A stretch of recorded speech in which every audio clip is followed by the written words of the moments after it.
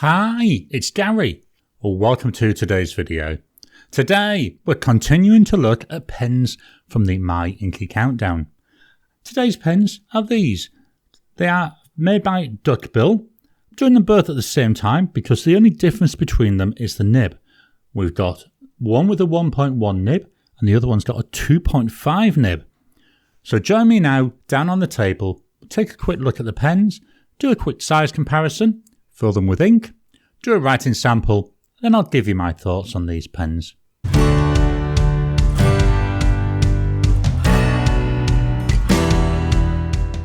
Welcome down to the table. So the Duckbill pens, here we've got them both. Only difference between them is the nib. So I'm going to get this one out of the way and we'll take a walk through the body. So starting at the top of the cap, we've got a flat end. This comes down into a little bit of plastic there coming down. Then that looks like that screws on and it screws on this clip. The clip, yeah, not too bad. The cap feels like it's the same width all the way down. And then we've got a step down to the body. Here where we're seeing the black, that's just an O-ring. That's not actually on the cap. It's an O-ring, which is where the cap clips onto when you're putting the cap on. The body, not sure if you can see this, I'll try and capture this, it's faceted. Really good, really nice. Makes it a little bit different. We can see through everything. I love the fact this is a transparent pen. Then we've got these cutouts here. I'm not sure if they go all the way through. I will check that when I take one of the converters out. So the body, we're coming down. Feels like we've got a little bit of a taper. Then at the bottom, we've got a little bit of a cutout there, so it's not a flat bottom. Very simple pen, very much reminds me of a Lamy Safari. We'll be able to do that comparison soon when we look at size comparisons. Let's take a closer look at the nibs. Here we've got the nibs. I've tried to angle it because there's a lot of light coming onto them which is reflecting off. They are very simple, so the steel nibs, we've got a little bit of a decorative border. Then underneath the breather hole, I've got 1.1 and 2.5 for the size of the nib. Very, very simple. Let's move the 2.5 out of the way. The section is very nice. Very similar again to that Lamy Safari one. There's a massive lip down here at the bottom. I wonder how comfortable that will be because I tend to hold my pens fairly low down. Body will unscrew. Let's take out there the converter. Let's take a closer look at the body. Is that empty? Yeah. So it's again like the Safari, so we've got them cutouts. Means you can't eyedropper this, which is a shame because I think this would look nice eyedroppered because there'd be a lot of capacity, especially with that 2.5 nib. Let's do some size comparisons. Here we've got our size comparisons. We've got the Pilot Metropolitan and the Lamy Safari. I really do think that this pen is very highly inspired by that Lamy Safari. Yes, it's transparent, so maybe you could say the Lamy Vista. I don't have the Vista, so I can't compare them. We don't have the facets on the Safari, but we have got that cutout. The clip, very similar in terms of shape and size. This is just that raw metal, whereas this, it's got that covering on it. Let's take the caps off. With the caps off, they're all the same size roughly. Biggest difference we can see now is the nib. So we've got a Lamy nib there, and here we've just got what looks like a number 5 size nib. What's it like in the hand? Well, at the moment I would say it's not too bad. It feels quite comfortable.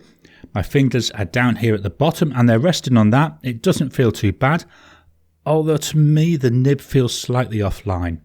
We'll see when I write with it. If I pop the cap on, yes, it posts, but it feels very long. Doesn't feel overly heavy, just feels clumsy in my hand. Let's move this all out of the way and we'll put some ink in these pens.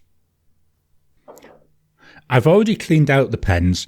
I did that a couple of days ago, then I gave them a couple of days to dry. So we're going to ink them up now. So with a 1.1, I'm going to put in Colorverse Aquarius Whispers. This was one of the Colour Vent inks. So I've moved that down, just double check, yep, that's the 1.1. It fits in the bottle not too bad. So let's try filling it. So I've gone up once, go back down, and then I'll come up again. And yeah, that's a fairly reasonable fill there. I'll just clean this one off, and then we'll do the 2.5 nib. For the 2.5 nib, I'm going to go for Diamine Jacaranda. I'm hoping that that wide nib will really fetch out this. It's a standard ink. So let's open this up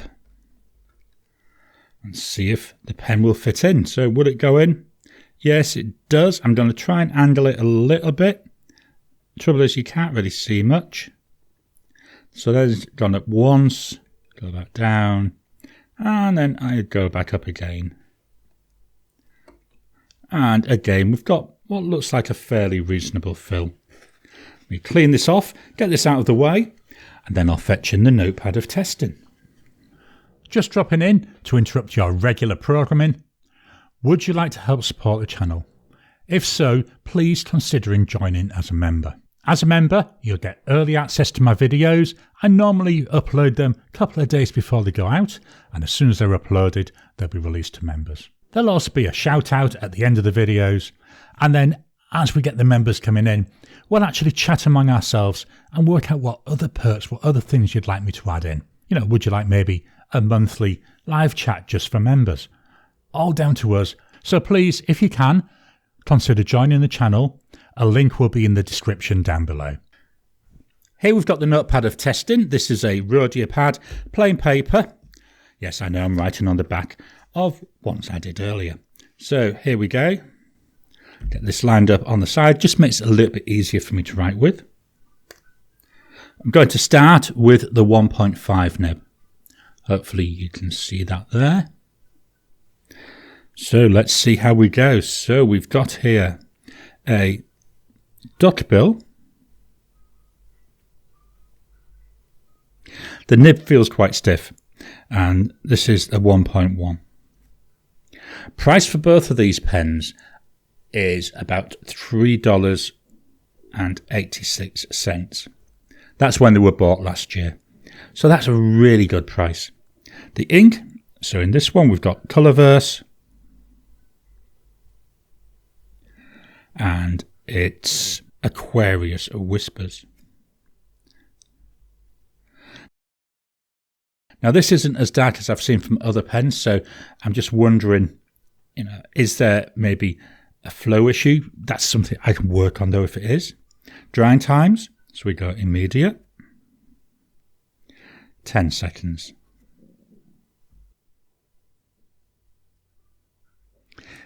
There we are, dry at 10 seconds.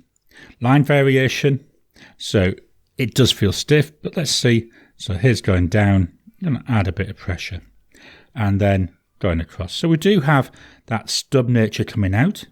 So no pressure with, none, with, none, and with. I do like the natural line variation in a 1.1 nib. I'm going to move the mic down to the page so you can hear the pen writing.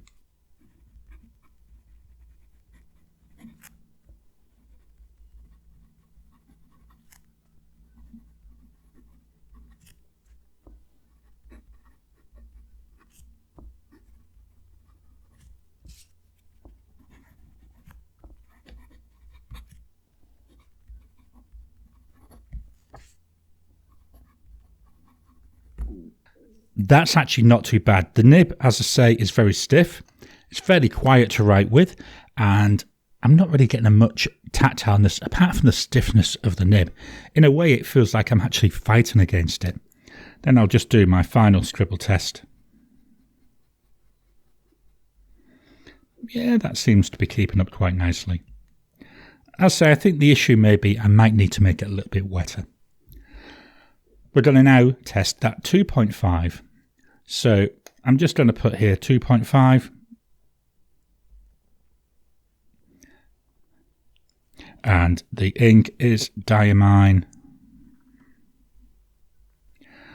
Jacaranda.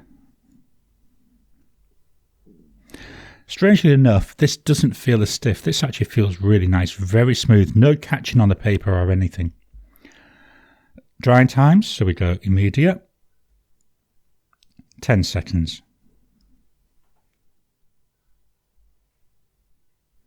Yeah, 10 seconds. Another one, very dry. I do like the way though this ink looks. I think that's nice.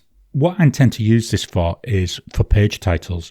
You know, that 2.5 stub will give some nice titles, as we can see here. Maybe I need to try a darker ink in it next time, but this Jacaranda looks quite nice. I'll just do a line variation. Not going to do the pressure test. Look, there we are. We can see that. So we can see that natural variation. Can't speak today. Coming through on that. I'm not going to write a sentence, but I will do a scribble test.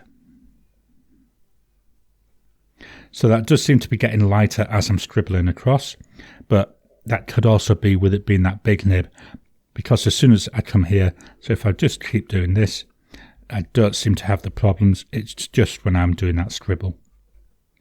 So let's just do one more time. Maybe if I press a bit harder. There we go. All the way across. So again, no issues there with it running out of ink. So what are my thoughts on these pens? For $3.86, you're getting a brilliant pen for the money. Yes, it's not the best pen. It's $3.86. What are you expecting? I don't like that they've copied the Safari like they have. Certainly with these cutouts, I'd have loved to have seen that just being solid, because then I could have eyedroppered the pen, and I think eyedroppered this would have looked really, really good. The writing experience, the nib on the 1.1, very stiff. That might soften as I use it. The flow, yeah, I think I might need to try and increase the flow a little bit. Not difficult to do. With the 2.5 nib, feels very nice. Again, I may look at trying to increase the flow on there. I just think it's a little bit lighter than what I would like. But again, as I've already said, not too difficult a job. But for $3.86, I mean, you can't go wrong. Really good value. And I think they're not bad pens. So these are my thoughts on the Duckbill pen with a 1.1 stub nib and Colorverse Aquarius Whispers, and one with a 2.5 stub nib with Diamine Jacaranda. So what do you think of the Duckbill pens? Cheap pens. Are they worth it? Well, at the price, I think most pens are worth it at that price. But what are your thoughts on them? Please drop your comments down below. Let's kickstart the conversation. Please hit the thumbs up button every time you like, every time you comment. Just helps with the YouTube algorithm. If you haven't already, please subscribe to my channel so that you can get new videos as I release them. I'll talk to you again soon.